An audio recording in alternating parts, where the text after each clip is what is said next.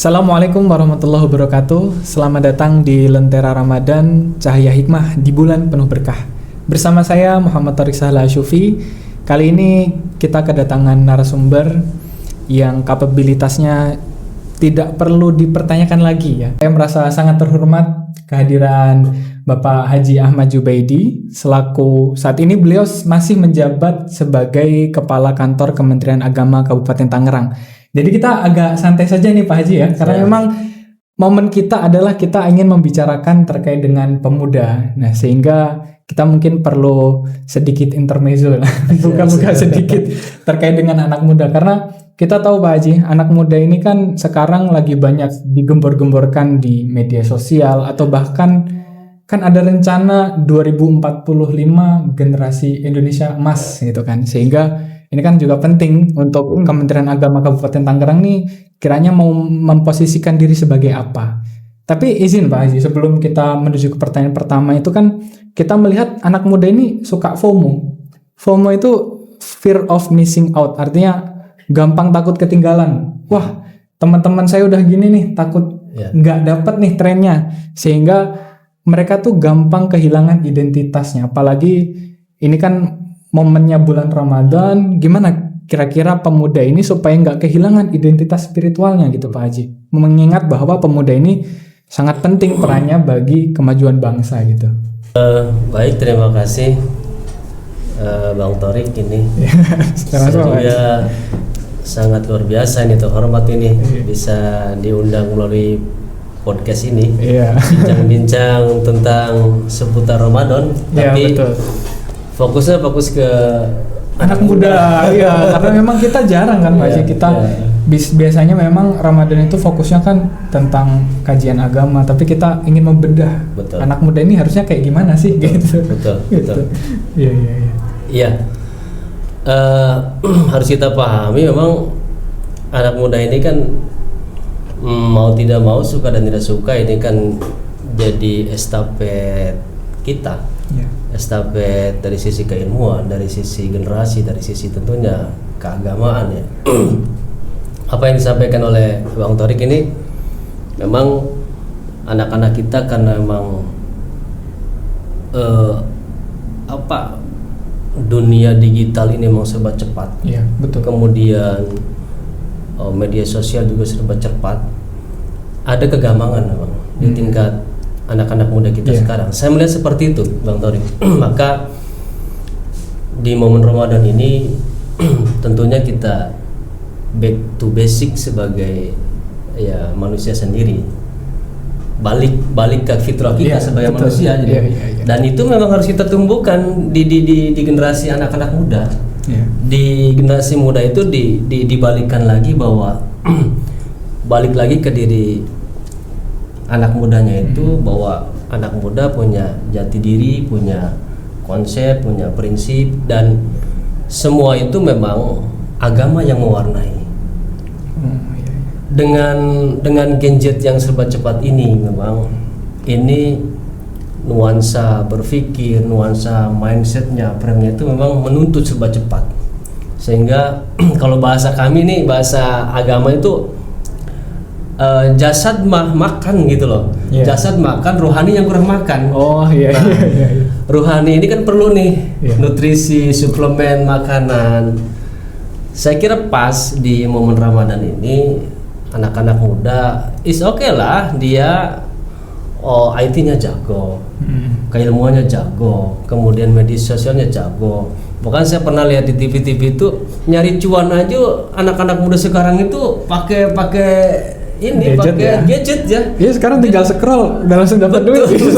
Jadi memang tetapi saya melihat jangan sampai rapuh juga dari sisi rohaninya. Kan dalam perspektif agama kan di manusia itu ya ada jasad, ada ruh. Ada ruh, ya betul. Jasad is okay, tiap hari makan, hiburan dan sebagainya. Tapi rohani yang butuh sentuhan. Butuh sentuhan, butuh suplemen, dan suplemen rohani itu ya di momen Ramadan ini tafakur, kemudian ya puasa itu sendiri dengan sholat taraweh. Karena makanan rohani itu bukan bersifat yang ini ya, yang urusan duniawi ya, tapi lebih pada batin dan rohani. Nah, baik lagi bahwa memang anak muda itu dibawa berpikir untuk memahami dua konsep itu, ya jasad ya ruhnya itu. Dan inilah agama yang masuk di Ramadan ini. Itu sangat mendukung untuk back to basic, memahami bahwa ya manusia itu ya, anak muda itu ya jasadnya ya rohaninya itu, di pendekatan keagamaan, kajian keagamaan, kemudian nuansa keagamaan. Dan tidak mesti keagamaan itu ya kita duduk di masjid, kita sosialisasi dengan bentuk turun ke bawah berbagi, itu juga sangat luar biasa, mengetuk empati teman-teman saudara-saudara kita yang hari ini ekonominya betul-betul sangat terbatas. Baik lagi bahwa ya jati diri itu melalui Ramadan ini memang harus kita arahkan, harus kita bimbing. Dan lagi-lagi karena memang semua serba cepat, ada kegamangan, ada kegalauan, yang nuansa rohaninya itu tidak terpenuhi. Saya kira ke situ tuh poinnya itu ya. Iya, menarik bahwa memang dalam konsep agama kan ada jasad, ada roh gitu kan ya. Jadi memang kita perlu memberikan makan keduanya, jasad mungkin dengan makan makanan yang memang benar-benar makan, tapi rohani atau ruh kita perlu kasih makan dengan nuansa-nuansa spiritual seperti ibadah dan sebagainya. Tapi menarik ya, karena memang selama ini kan di anak muda sendiri seringkali gini Pak Haji, seringkali kita dijual itu di media-media mainstream, di media sosial atau di TV itu, bahwa tujuan hidup anak muda itu adalah kebahagiaan. Saya ini mengutip dari Prof. Bagus Mulyadi. Jadi itu malah menyedihkan Pak Haji, karena jangan anak muda itu tujuan kehidupannya adalah kebahagiaan, tapi tujuan kehidupan itu harusnya menjadi makna. Cara ngukurnya gini Pak Haji, kalau saya tidak ada hari ini kan, apakah ada dunia kehilangan? Kalau saya nggak ada, pasti yang sedih orang tua saya, istri saya pasti sedih. Tapi maksudnya kita itu sebagai anak muda kan harus mengarah ke sana kan, artinya memang kita harus punya makna ini. Nah, tapi kan di sini kita juga berkaca bahwa mungkin Bapak juga nggak tahu apakah sudah berpengalaman Pak kerja sama Gen Z ini atau baru-baru ini? Kita punya komunitas ya, punya komunitas anak-anak muda juga. Kemudian ya saya juga kadang lihat-lihat di media sosial itu tentang generasi Gen Z ini. Nah, ini sebetulnya lagi-lagi bahwa agama harus hadir di sana, pemahaman keagamaan di sana. Dan itu bisa didesain, tidak mesti maaf dalam tanda kutip kita masuk pesantren, majelis taklim. Ya kita dengan konsep modern, kajian-kajian keagamannya itu kita bikin circle, bikin komunitas yang memang nuansa religi yang modern, sesuai dengan selera mereka. Sekarang saya banyak nih anak-anak muda yang generasi Gen Z, giroh ke masjidnya itu sangat tinggi. Masya Allah. Mungkin kajian subuhnya, minggu subuhnya dengan circle dan komunitas memang generasi Gen Z. Jadi tidak mesti memahami agama, kita pesantren, duduk di pesantren, di majelis taklim, tidak, dengan kajian apa gitu loh. Nah ini kemudian berikutnya adalah bahwa lagi-lagi ruh mereka diajak tentang makna hidup ini. Kita ini sebagai manusia ini kadang lepas pemahaman anak-anak Gen Z itu lepas. Jadi kalau bahasa agama itu min en, kemudian bi ain dan ila en. Kita ini dilahirkan dari mana, untuk apa dan kemana. Nah bahasa-bahasa ini harus masuk. dengan bahasa-bahasa yang gadget. Iya, Ya, betul. bolehlah dikit-dikit dengan bahasa Inggris, bahasa ilmiah. Kalau tadi kan bahasa agama ya. Iya, betul. Nah, itu dikasih pemahaman seperti itu, dan tidak mesti duduk bareng kajian, tidak. Ngopi bareng, nanti buka bersama, ngobrol santai, masuk tuh, tek. Nah, itu saya melihat anak-anak muda itu pendekatannya seperti itu. Seperti itu. Jadi masuknya agama itu, memaknai agama itu, frame berpikir mereka sedikit dimasukin supaya tahu rule of law, tentang posisi dia, proses dia nanti kemana. Itu memang dengan pendekatan yang nuansa gadget, nuansa modern, dan sangat-sangat menarik. Di beberapa media sosial saya lihat, di Kompas, di TV One, itu gadget itu generasinya itu sangat luar biasa. Iya, betul. Dan kemudian tadi ada bahasa kita nanti 2045 itu generasi emas. Nah, generasi emas ini ya, kalau bahasa agama ya ilmunya is okay, agamanya is okay, biar seimbang. Dan di momen Ramadan ini sekali lagi memang tepat kita untuk bisa narik anak-anak muda kita yang sebetulnya cerdas mereka. Ya, orang-orang yang paham teknologi itu cerdas. Kalau cerdas ya pasti ke agama juga cerdas. Tinggal butuh sentuhan aja. Saya kira seperti itu, Bang Tori. Iya, betul. Saya sebenarnya sedikit tertarik dengan pandangan Bapak terkait dengan bagaimana kita harus mengelola Gen Z ini dengan baik.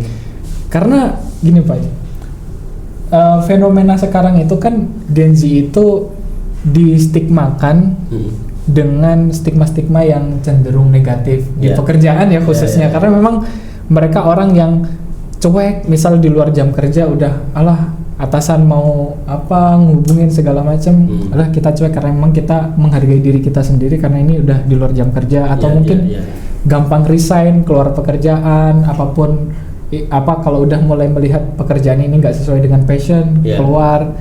Nah, kalau Bapak sendiri melihat bahwa ini kan harus diselesaikan nih problem-problem seperti ini. Artinya dengan gimana sih agama itu bisa menyentuh Gen Z sampai ke ranah-ranah seperti ini gitu, Pak? Memang kita maklum ya, di umur anak Gen Z itu tingkat kematangan memang masih perlu diuji. Betul. Kemudian tingkat kedewasaan juga masih diuji.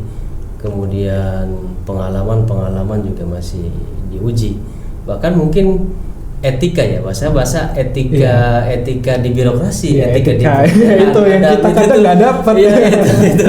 Itu memang harus disentuh.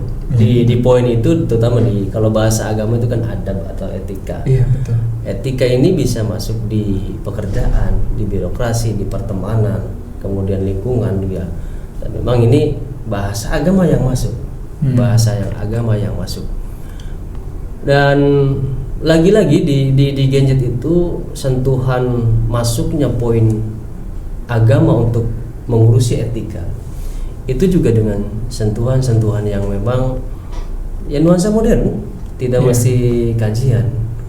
Saya kira gini, kalau kita masuk di dunia mereka, selami di dunia mereka, kemudian apa sih kira-kira entry point-nya yang bisa mewarnai dia itu? Rangkul, peluk dengan pendekatan agama, pendekatan humanistik. Nah, kalau bahasa saya, hadirnya agama itu bukan hanya nadiron itu ancaman. Oh, agama itu ini. Itu jangan masuk dulu tuh di dunia anak-anak, di dunia kita jangan masuk dulu, jangan. Yang masuk itu basyirah itu kabar gembira, reward tentang berbuat ini akan dapat ini.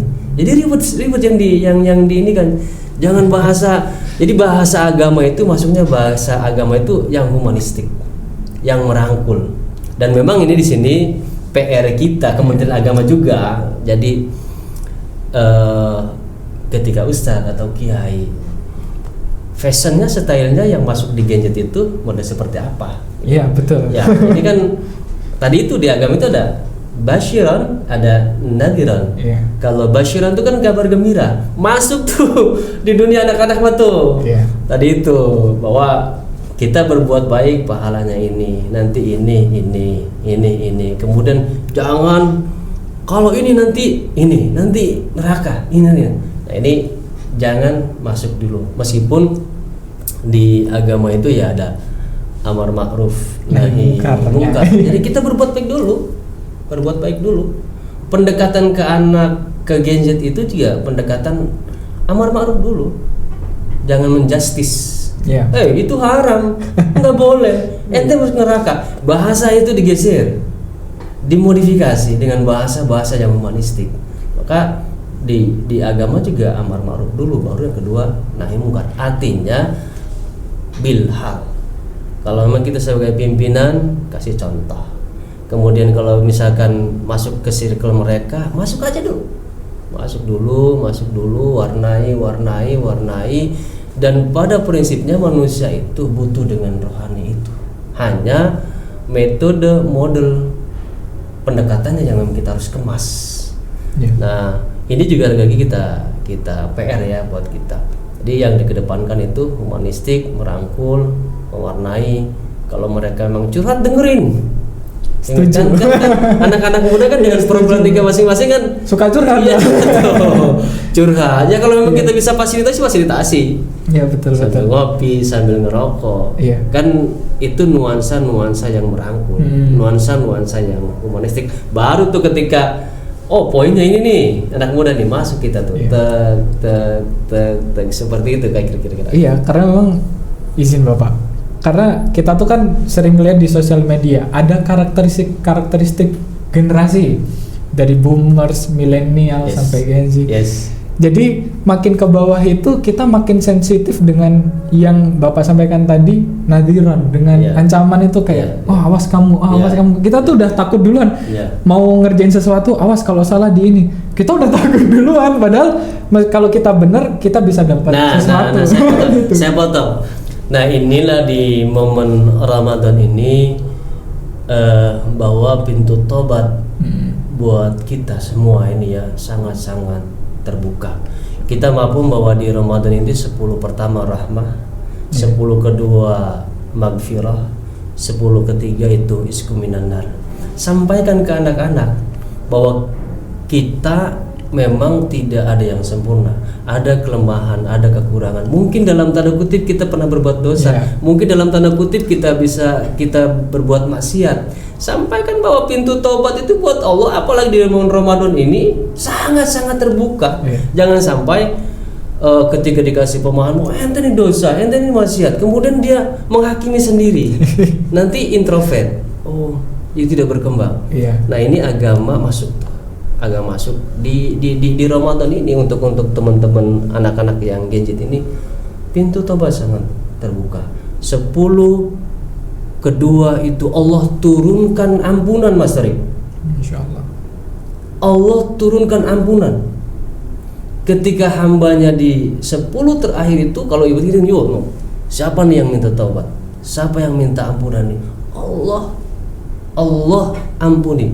Dan inilah kemuliaan bulan suci Ramadan. Kita 11 bulan ada dengan kealpaan, kelemahan. Itu akan tertutup dengan bulan Ramadan. Bulan Ramadan ini, Mas Tarik. Makanya kita sampaikan itu. Sampaikan bahwa di sana ada kelemahan, ada kekurangan. Ya, tapi di momen Ramadan ini Allah turunkan ampunannya. Hambanya yang meminta, menangis, merengek-rengek, meratapi dosa-dosanya itu, Allah turun ampun. 10 pertama rahmat, 10 kedua magfirah, 10 ketiga itskuminanar, dibebaskan kita dari api neraka. Makanya sangat tepat nih kita diskusi ini, ngobrol ini.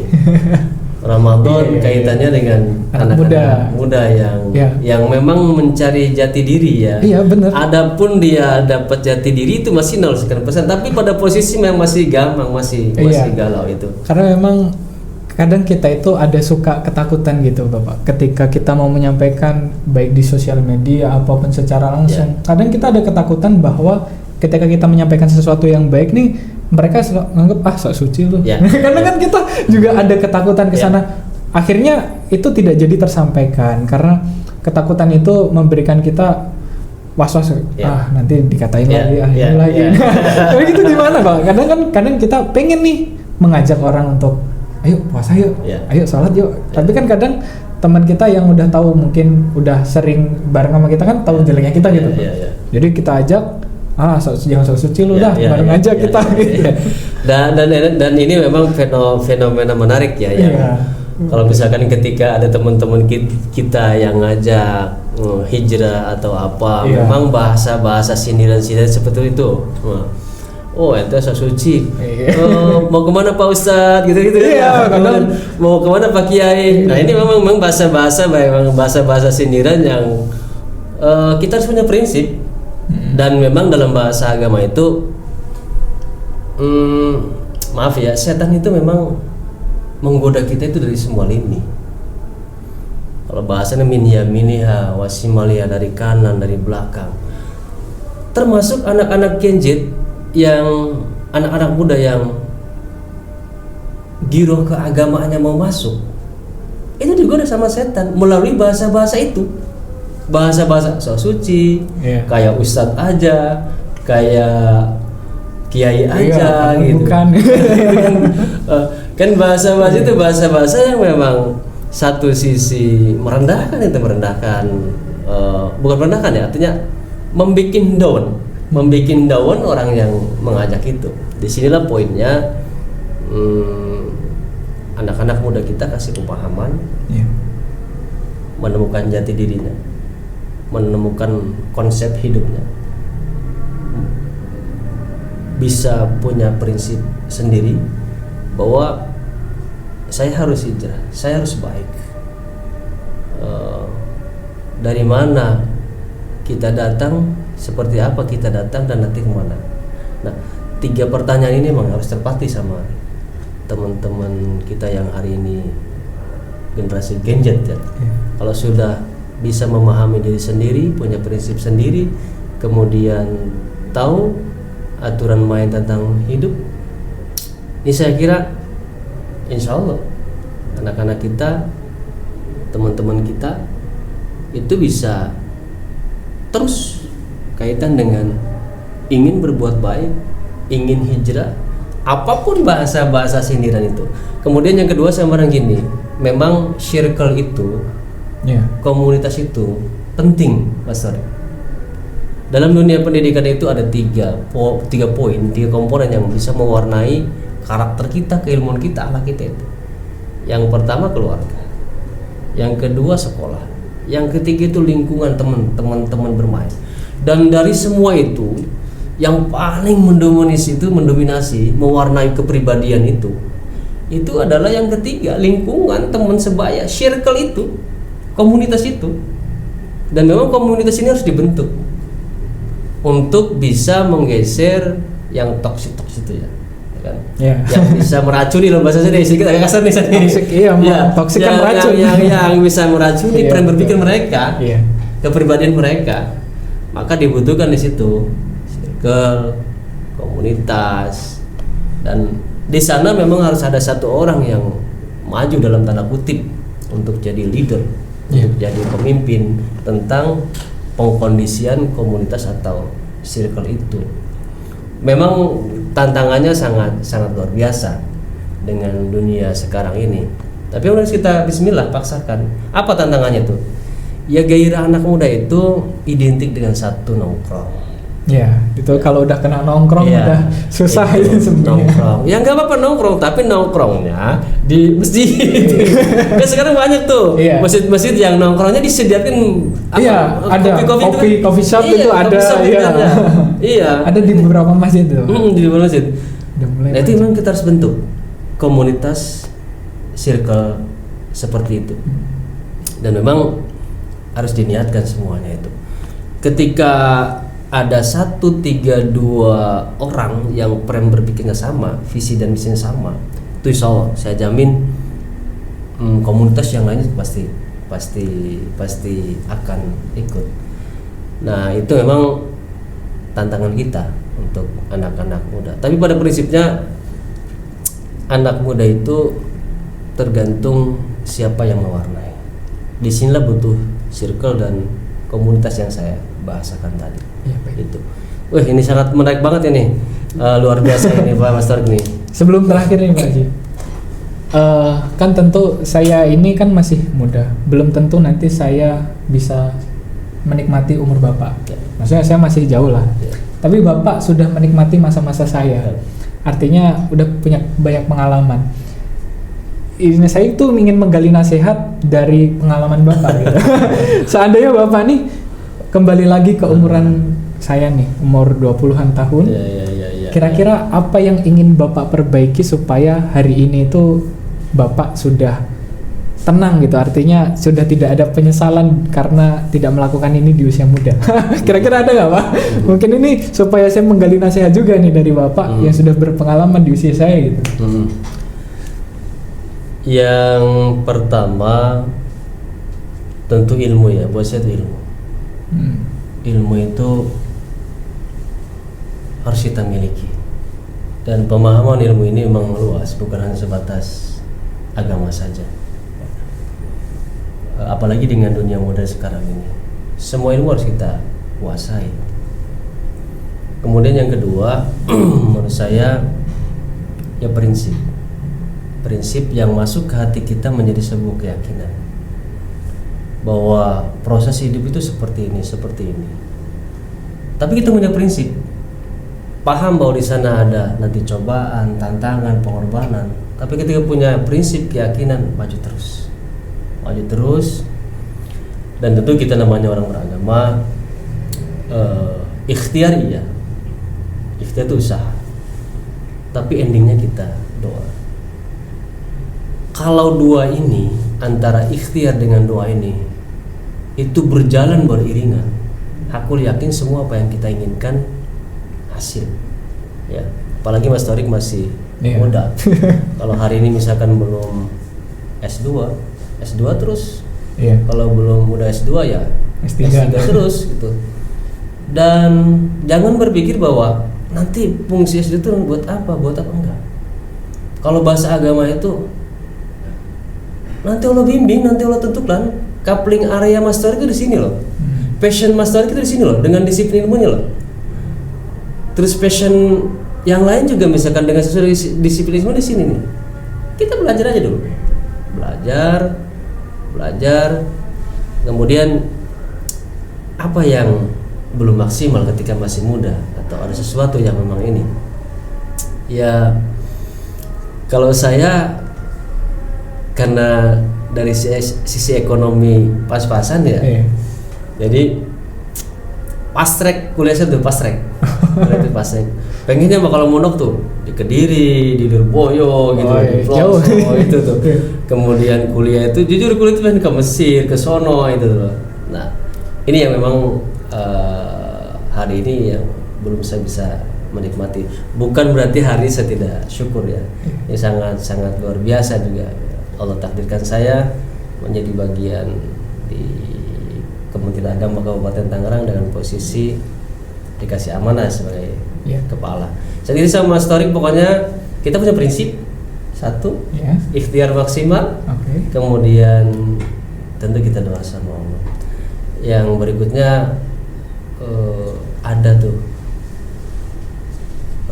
kalau bahasa saya jimat ya. Kalau masih ada orang tua kita itu bahagiakan. Pemahaman bahagia ini Mas Torik terjemahkan saja.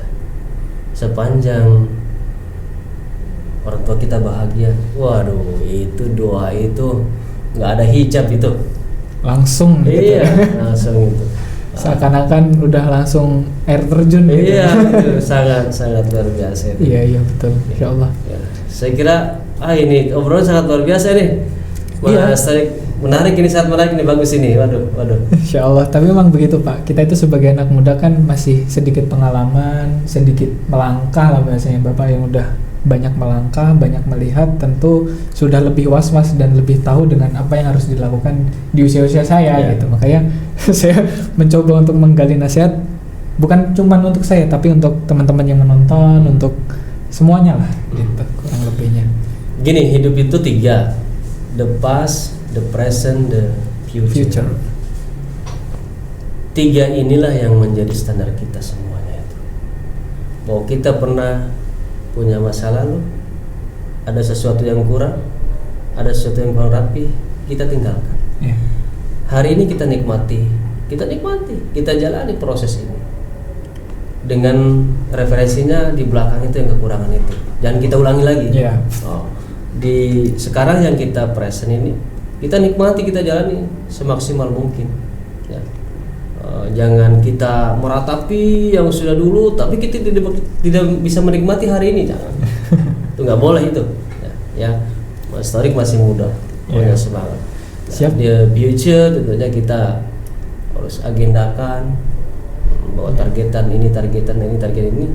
Boleh itu, bukan tulul amal namanya itu. Kalau bahasa agama memang ada tulul amal itu menghayal tapi tidak punya konsep. Ngayal aja. Iya, gitu. menghayal aja itu. Dasarnya gitu. Iya, nah, kalau kita punya konsep itu ayatnya faida azamta fatawakkal Allah. Kita ikhtiar dulu, konsep dulu matang. Ketika hasil baru pasrahkan ke Allah. Faida azamta fatawakkal Allah itu.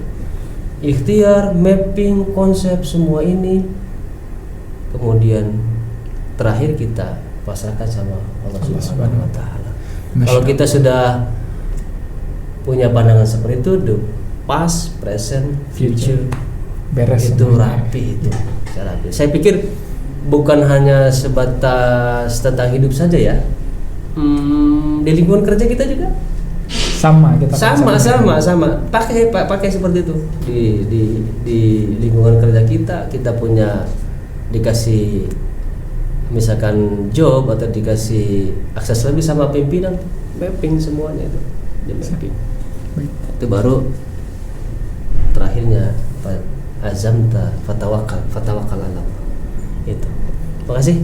Masya Allah, terima kasih banyak Bapak atas semua nasihatnya. Ini sebenarnya memberikan saya banyak sekali masukan, ibaratnya disiram sampai tumpah-tumpah.